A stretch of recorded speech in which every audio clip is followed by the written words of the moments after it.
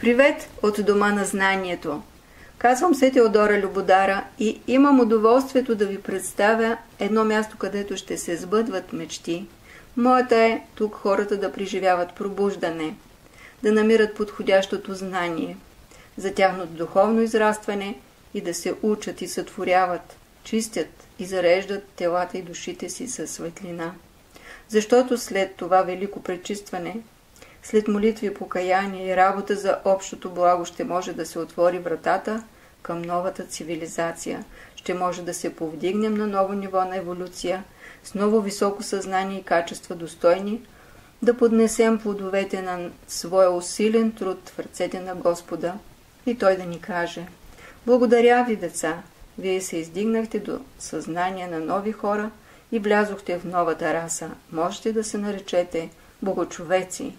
Макар и нелек този период на Божия съд, последната битка и огненото кръщение ще ни отрезви, извади от илюзията, от заблужденията, от старите навици. Всичко ще е за добро само.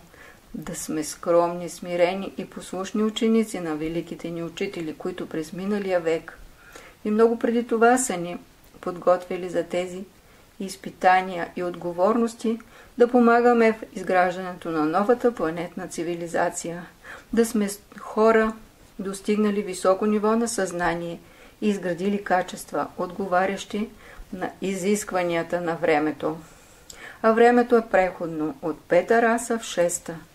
Новата раса е на чистите и любящи хора, не на егоистите, на хора мислещи за общото благо, добро, изграждащи общини от съмишленици, съдружници, съидейници. Да пожелае човек да е ученик на великите махатми, които помагат на всеки един взел решение да се движи по магистралата на духа, е велико благо. Да е човек ученик в международна школа знание, школата на новата епоха, е велико благо, защото има за учители най-достойните и велики учители, които сега бързат да ни помагат да сме и ние достойни техни последователи и изпълнители на техните поръчения и наставления, за да преминем през този преход чисти и пречисти, без никакви кармични дългове и да заживеем като братя и сестри в отношения на хора, приличащи на Господа нашия Спасител Исус Христос. 21 август 2025 година.